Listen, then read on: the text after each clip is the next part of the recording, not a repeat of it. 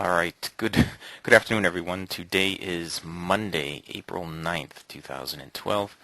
Got to go over all the trades we took in the live trading room this morning. You can see right here the results. On gold, we have 10 ticks profit. On soybeans, we have 4 ticks profit. On the YM, we have 10 ticks profit. And on the Russell, we have 2 ticks profit. I wanted to get that out of the way. Let's see, before I go any further, I should suggest if you have not taken a free trial with us, you can get one at www.cfrn.net/apply. That's APPLY. Go there, fill out the couple of questions that we ask, and you will be sent all the information you need to set up your charts, just like mine are set up. You'll get a free week, that's 5 business days, of all of our indicators. A free week in our live trading room. You'll get to see the weekly trading zones and participate with us in the live trading room every day for 5 business days. All right. You will also get a free trial to the actual charting software, the DT Pro charting package. All right. www.cfrn.net/apply. All right. Now let's move on to the actual markets. What we traded today. In Thursday night's meeting, we had some feedback from our partners that there was a lot of stuff going on, and it was tough to follow. So toward that end, I decided that what I would do today is just what we went over in Thursday night's meeting, and I applied the same thing to all the markets that I traded. I applied the same indicators, the same setup, the same everything to all the markets that I traded. You can see I actually took trades in 4 different markets today. I'll start out with gold here, and I'll show you the trades that I took, but I'll explain the setup first. All right, and you'll see that the setup is the same across all these markets. This down here is the CF Slingshot. Let me just show you the properties so that everyone who has the trial can set the properties the same way. You can pause this recap and read this. The things that are set, S1 is set to 2. The fast on is true. S2 is set to 5. The fast on is true. S3 is set to 10. The cycle on is true and the fast on is true. You can see the colors. The S3 is brown. The S2 is black. And the S1 is green. Those are the settings for the Slingshot. All right, and that's the settings that I have across all the markets that we traded.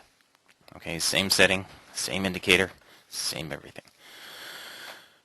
What we're looking for is for these lines to be diverging from the cycle. The cycle is the thicker line down here on the bottom, the blue and red one. We're looking for these lines to be diverging away from that line. It doesn't have to turn back in favor of it necessarily. But what we want to see happen is price test the BBC and then close in the direction of the cycle. Like if the cycle's down here where we're sold, we want to see a down close. So the entry would be right in here. Okay, it would have been right here at this gravestone doji. I apparently missed, is this today? Yeah, this is today. I apparently missed this one here this morning. I did take this one and I ended up getting out a break even on it. All right. I missed a few more in here. I was pointing out where I had missed these trades. The ones that are up here that have yellow arrows on them are trades that I actually took. I think I took this one and I got a couple ticks profit on it. I took this one and I got 10 ticks profit on it. I think that's right. What did I end up with gold? Plus 10 ticks, yeah. I ended up slipping a tick or 2 on one of those break-even trades. This one right here, I think I slipped 2 ticks, and that's why I ended up with just plus 10 ticks. All right, but this one, I moved my stop up to break even when it got held up here at the M81. But I shorted right over here on the down close. Let me move these arrows out of the way. I shorted here on the down close. Okay, you see there was this divergence down here, right here. That divergence, price tested the BBC and closed down. So the entry was actually right there. I shorted it. It went down and it hung up here at the MA1. So I moved my stop to break even, and it actually slipped me a couple ticks when it came back. All right, so I got out right there. But you can see that thing did go down if I'd have just left my stop alone.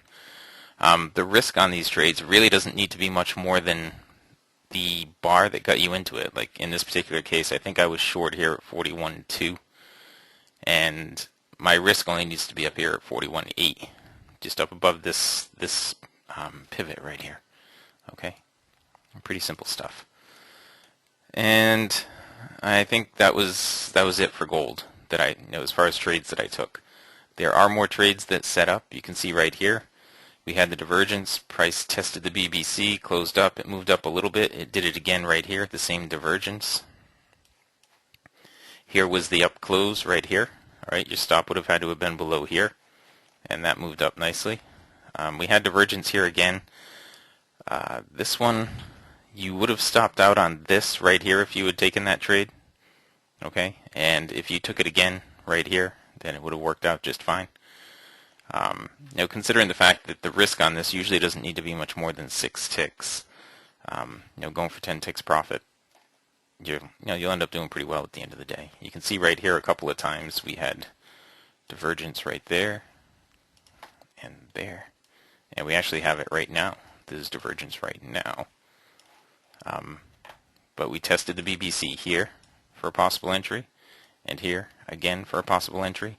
And an up close right here would be another possible entry. As a matter of fact, I will put that on. This is gold. Gold right there at 66.41. Okay, I'm long 66.41 right here. So we'll see where this trade goes. Okay, I'm going to put my risk right down below 43.6. 43.5. There. So I'm risking 6 ticks to make 10.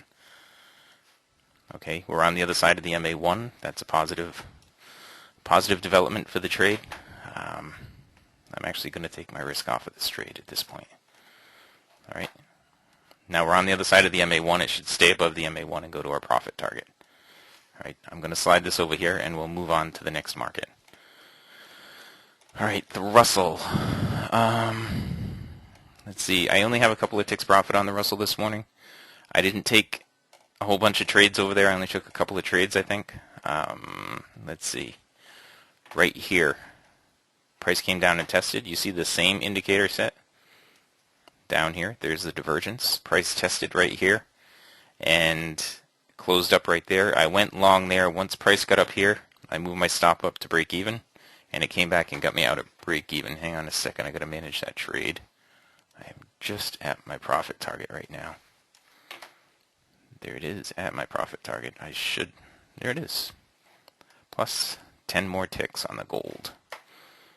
Okay, so we went long right there, and we just exited the gold right there. All right. Here, I'll bring my DOM over again so you can see. It slipped us a tick. We added 11 ticks on the gold. Okay. The Russell, back here. All right. We ended up getting a break even on this trade right here. All right, it moved pretty well in our favor, and then it came back down and stopped us out of break even. All right, we were looking at this one right here, but we never got the down close. The trade fell apart before we got the down close. All right, right over here was an opportunity. Right there. Okay, this was the test of the BBC with the up close. Had we seen that, we would have probably gotten into it. We did go short over here, and once we closed down below the MA1, we had gotten way down here, and I locked in a couple of ticks profit on that. That's where I got the plus 2 ticks right there. Okay, we got short right up here. I think it was 800.7 right in that area, and it dropped all the way down here to 800. It was within a couple of ticks of my target, so I locked in a couple of ticks profit. All right. Here were a couple more opportunities that happened in the afternoon. Right here was one. We had the divergence and the down close. It never pulled back again for all these other divergence scenarios. Okay, this was one that happened right at the end of the morning session. And here was one that just happened a minute ago. All right, right here you see we have the bullish, bullish divergence right here. The divergence is all on this indicator, on the slingshot, right? And we tested the BBC with an up close right there. So your entry would have been right here at 98.6. Okay, that was the Russell. So now I've done gold, I've done the Russell. We didn't take any ES trades. The ES has been in the 5.5 point range, I think, all morning. So we didn't get any trades over there. I'll show you the YM. We took quite a few trades on the YM this morning. We're plus 10 ticks on the YM right now. Oops. And I'll show you a few trades on that one right now. Okay. Here we go. This was our first trade of the morning. Right here we had bullish divergence down here again. Same indicator, same everything. We had a bullish cross of the MA1 over the BBC, a pullback and test of the BBC, an up close, we got long, and we took our 10 ticks right there. On this one right here, same thing. We had the bullish divergence, we had the up close, we went long right there. Our stop was down below this pivot. All right, we went long right there, and it had trouble at the MA1 here, so we had moved our stop up to break even, and it got us out of break even. A little farther along, we missed this trade. Okay, but this was an opportunity to get another 10 ticks or so. Over here, we pulled back up to the BBC right here. All right, we had the divergence, we had the down close. We entered this trade. When it got down to the MA1, we moved our stop to break even, and it took us out of break even again. Over here, we noticed this trade, but we didn't take it because the up close was right there at the MA1. Okay, it was right at the MA1, so we didn't take that trade. We didn't take any more trades for that matter on the YM, I don't think. We pointed them out as they were happening, but here was a long trade right there. This was a short trade right here that didn't work. Okay, this didn't go anywhere. This one, at least you would have had the opportunity to get a break even on. This one didn't go anywhere. You would have lost on that one. Lost about 4 or 5 ticks. This one would have given you, let's see, entry here at 60 down to 50. So you would have had the opportunity for about 8 to 10 ticks on that one. And another 10 ticks on this one. And this one over here, you would have only had the opportunity for about 4 or 5 ticks, or probably would have gotten a break even, moving your stop up aggressively. Now, when everything flipped around right here, you see this was during the break, but everything turned around, and it wasn't really a setup here because it dropped right through the BBC, but you could have gone long right in here. If we move this arrow over, right here where the MA1 is on the proper side, and it pulled back down, tested it, you could have gone long right in here. Okay, right in there. And that was the YM for the morning.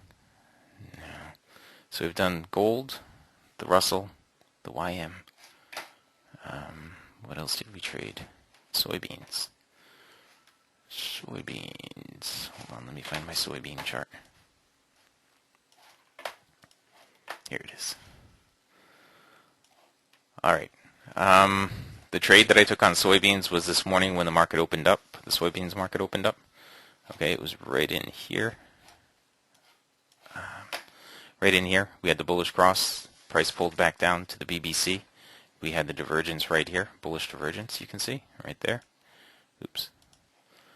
And on the up close, I went long. I took 4 ticks profit. I moved my stop up to 4 ticks when price was up at plus 7 ticks, I think.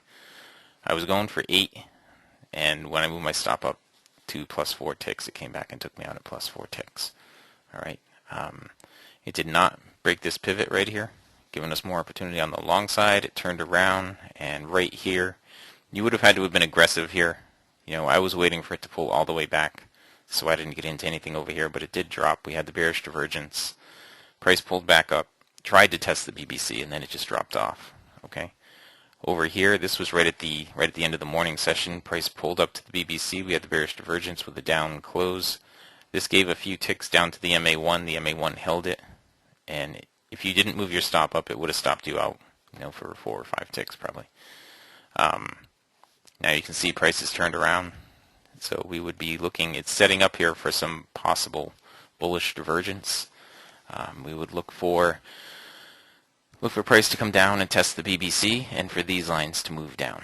All right, while the cycle stays up. You can see it's starting to happen right now. All right, that's what we would expect with the soybeans. Let's see, the 6E. There was one opportunity this morning on the 6E one of our partners asked about, right in here, when we had the bullish divergence right here. I know you guys can't see it all that well. This slingshot needs to be replaced. Right here, we had the bullish divergence, and price pulled back down to the BBC right here, and it went up from there.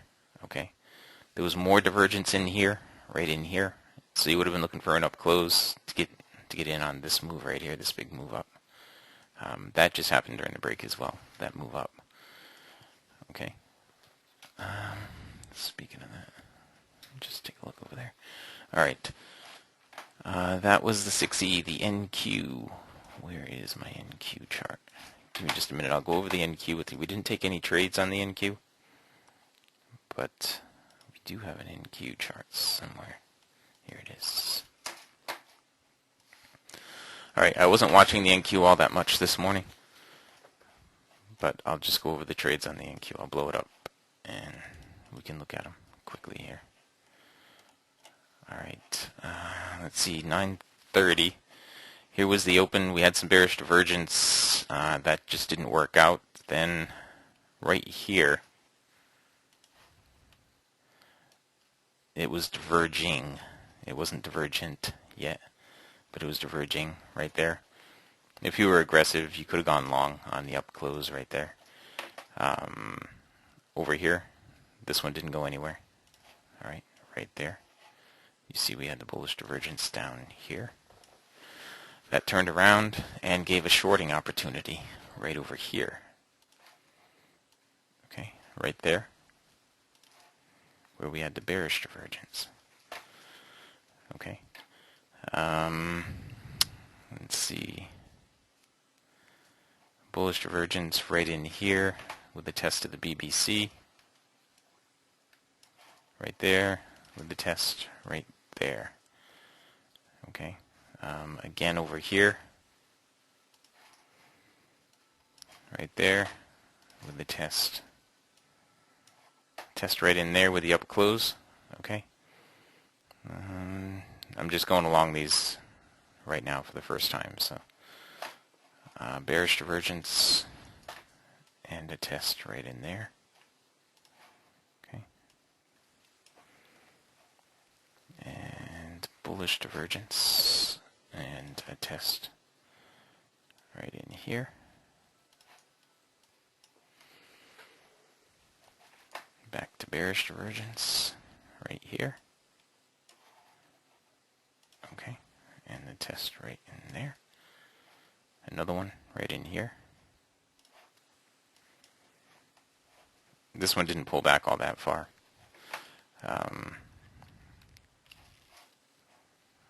And over here there's bullish divergence with a test right there. Alright, so this was the same thing across all the markets, guys. This is where we've been trying to go, to move with all this, to have the same setup applied to the same set of indicators across all the markets. Okay, that's where we've been trying to go with this. And I think we are pretty much there. Alright, we didn't really have any more in there. Alright, and that's it. Right now you see we have some bearish divergence setting up, but the MA1 is not below the BBC yet. If I were to draw trend lines on this NQ, oops, you can see we have that, which is pretty close. I know it's a little sloppy, but we have a little bit of a channel going right here. Okay, I know those trend lines are a little sloppy, but you get the point. And that's it. All right, so if anybody has any questions about any of this, feel free to type them in right now, or you can email them to me at support@cfrn.net. There is one question. Do I wait for the MA1 to cross the BBC? Yeah, I like to see the MA1 on the proper side of the BBC, David. Okay, because that really gives you sort of a direction of the whole thing. Okay, this is the gold. So we had right here on the gold one, we went long right here a few minutes ago. Okay, we went long right in there. We took the 10 ticks that you guys saw, actually 11 ticks, and there was another drawdown right here, a pullback right there. Okay, we had a little bit of divergence, so I probably wouldn't have done anything with this. But right there was the test for the move up. Okay, you can see over here on the YM, let me blow this up a little bit. It's had all this little divergent spots down here, over and over, over and over and over again. And it didn't pull back to give you any opportunity to enter. So the only opportunity to enter would have been right here. Okay. Let's look at the ES. The ES isn't really giving us anything right here. But if we look at the ES on the 4-tick range and apply the same stuff, it's still not giving us anything. All right. All right. That's it. I am going to wrap up the recording right here anyway.